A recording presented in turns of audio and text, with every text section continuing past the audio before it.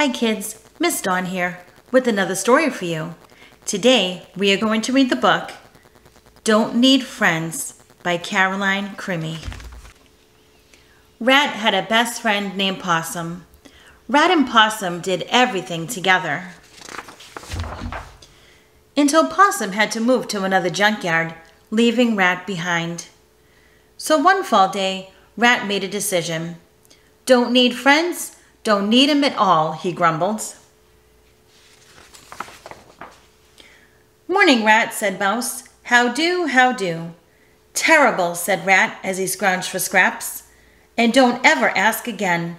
He grabbed a biscuit and continued on his way. Afternoon, friends, said Pigeon. Care to share this poppy seed muffin with me? I'm not your friend, and I don't share, said Rat in a huff. Evening, Rat, called Raccoon. I'm having a party. Care to come? Don't like parties, said Rat, and I don't like you. Raccoon frowned and scurried away. All alone, Rat slept in this crate. He could hear the chattering and cooing of the animals and birds at the party. He thought of his old friend Possum and sighed. Don't need friends, he mumbled as he drifted off to sleep. Don't need 'em at all. Day after day, Rat kept to himself, mumbling and grumbling to no one in particular.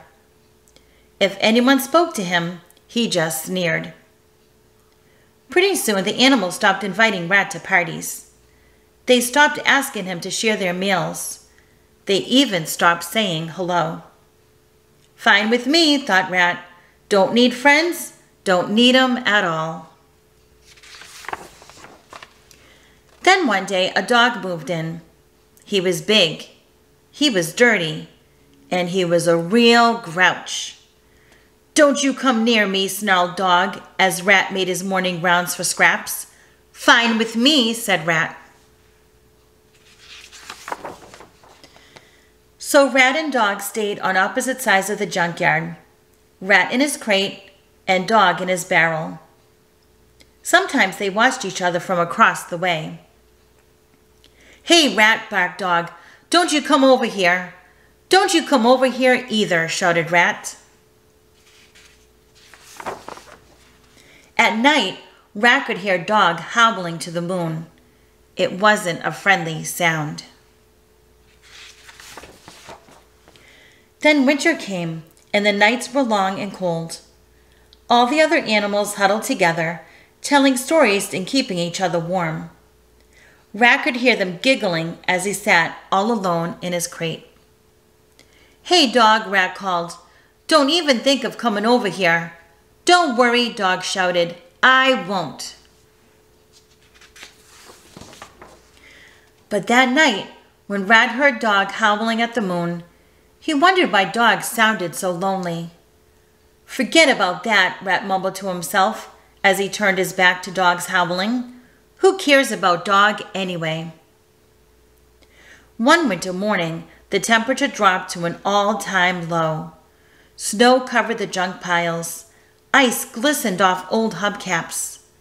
The animals stayed huddled together all day, eating scraps they had saved for such weather. But Rat didn't mind the cold. He scampered out of his crate and called to Dog with his usual greeting. Stay on your side, Dog, said Rat. Dog growled at Rat, but that was all. Rat noticed that Dog was moving much more slowly than usual as he marched up and down his side of the junkyard. Humph, said Rat, lazy old mutt. When the moon rose that night, Rat waited for Dog's howling, but Dog was quiet. Rat couldn't sleep. He tossed and turned. The quiet was too much for him. Don't start that howling again, Dog, cried Rat. Dog only coughed. The next day, Dog stayed in his barrel. Hey, Dog, don't you move from there, called Rat as he gathered his breakfast. Dog only sniffled. Hey, Dog, don't try to take this pizza from me. said Rat as he munched on his lunch. Dog only sneezed.